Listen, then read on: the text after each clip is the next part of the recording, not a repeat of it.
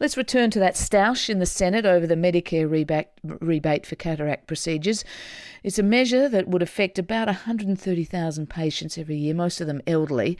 And as we mentioned, the Federal Health Minister has slightly adjusted the rebate cut, but the budget measure could still be doomed. Independent Senator Nick Xenophon is in our Parliament House studios. Senator Xenophon, welcome. Good morning, Fran. Now, if you're a patient due to have cataract surgery, you'd be pretty confused about what's going on at the moment with the rebate. The Minister has announced a new regulation now to make sure that eye surgery patients are not out of pocket come Sunday, because they would have been, given the Senate voted down her measure yesterday. But you're still not happy with that. Why not? What's wrong? Well, effectively what the Minister did is that instead of patients having to pay about a bit over $300 out of their pockets for this surgery, they'd be paying a bit under $300. There is still a significant gap there, and the concern that I've had, along with every non-government senator, it's not just me, it's the entire opposition, it's the Greens, it's Family First, the position has been that the way the Minister has done this has been a very blunt instrument. If she's got a problem with ophthalmic surgeons overcharging, and she hasn't made a case for that, by the way, then she should tackle that. And I think there's a much better way of dealing with this. I think we need to sit down and negotiate with the government, speak to the key stakeholders, because the consequence of not getting this right is that people will actually be shifted from the private to the public systems at a cost of about $3,500 per patient. And that.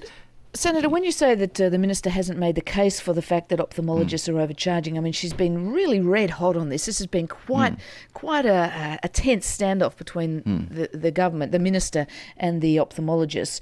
Her case is that currently the rebate is so high that ophthalmologists are performing so many procedures, they're reaping more than $500,000, that's more than $500,000 every year on average from the Medicare rebate alone.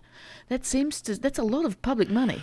But what the Minister's tried to do here, Fran, is to slash the rebate by 50%, and the consequence of that will be that the charges will be passed on to patients. And my concern has always been about the impact on patients, and I think that the way this measure has been brought in, the way that's been cut 50% overnight, and the fact that it will impact on patients rather than doctors is a real concern. And from the information I've had in terms of regional and rural areas, there will be an adverse impact, a more severe adverse impact, because a lot of these surgeons just simply won't operate at the lower levels, and it won't be affordable for people, particularly in regional and country areas. Okay, let me ask you this: do you believe that ophthalmologists have been overcharging? Look, I'm always for a forensic look at any fees that are being charged in the health system. So I think what needs to be done here is to engage with the ophthalmologist, is to have an objective look at this. And let's put this in perspective. In 1987, the rebate was cut in the order of about 20%, or 20 to 30%. It was cut again by about another 10% in the mid-1990s. That reflected changes in technology so that operations take much less time. My understanding is that there hasn't been any quantum breakthrough in technology in terms of the time that this surgery takes. So there already has been a trimming over the years. But for me, it's a question of the process and ensuring that the outcome doesn't impact on patients. Okay. To another issue, Australia's largest cotton plantation, Cubby Station, will go into voluntary administration later today. What's the lesson here? Cubby was allocated permits to divert and store 500,000 megalitres of water, which is enough to fill Sydney Harbour. Are those days over? Is that what we're learning? Well, I think there are a few lessons here. One is that you can't trust estates with water.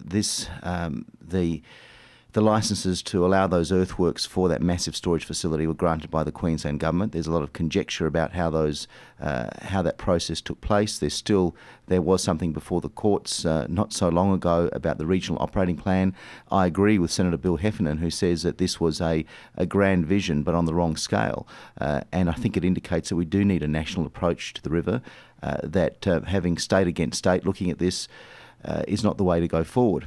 And my concern is that this is just another indication of public policy failure, and I think Cubby is iconic of that failure. And I am concerned about the people of St George, which happens to be Barnaby Joyce's hometown, and the impact it will have on them. I think that if this was managed properly, you wouldn't have had the same problems in terms of the amount of water being diverted and the impact it has on the river system. Well, Barnaby Joyce is ropeable, National Party Senator Barnaby Joyce. He's blaming everyone, including Bill Heffernan and presumably including the likes of you, I think, for talking down Cubby as a viable and proper business. Let's have a listen. The discussions that have been in the paper by such people as Senator Heffernan have been instrumental in this deal falling over. I never hear them talk about how they're going to reinvest in the employment of the area. All I ever hear about is sort of a tirade of venom that has finally brought about what they want. They have managed to be part and parcel of sending a town broke. Congratulations. Congratulations. I think that probably applies to you. Does Barnaby Joyce have a point? The bids for Cubby Station, when it tried to sell itself on the market, were fairly underwhelming. Look, Keith DeLacy, the chairman of Cubby Station, I think summed up this morning that the drought went on 2 years longer than they expected it would in terms of historical projections, and I think that says something about climate change and the impact that's having in terms of a hotter and drier climate. So I think the issue here is the problem was that it was never sustainable on environmental terms. There wasn't a proper environmental assessment for Cubby. If this was a smaller project using the latest technology, the sorts of things that Senator Bill Heffernan has been discussing, I think it could have been a goer without having the same impact on the local river system. Okay. So that's the approach. Can I ask you just finally on asylum seekers? You think Kevin Rudd and Malcolm Turnbull should visit a refugee camp. What do you think that would achieve? Look, we need to diffuse this debate.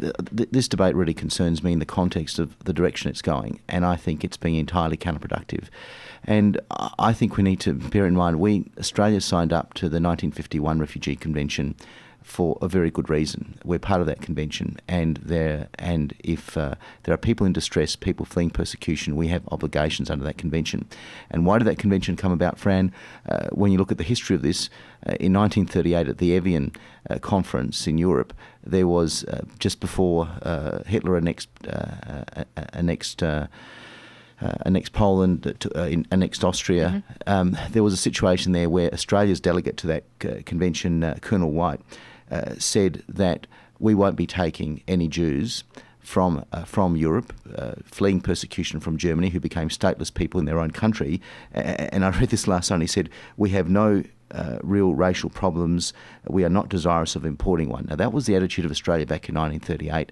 And we saw the consequence of that 7 years later with the Holocaust. Now, that was the basis for Australia getting involved with the Refugee Convention, and I think we need to think calmly about this. And I wonder whether the regional Indonesian governor, who has been a thorn in the Indonesian president's side, whether he's been emboldened by the sorts of comments coming out of Australia by our political leaders. Okay. Nick Xenophon, thank you very much for joining us. Pleasure.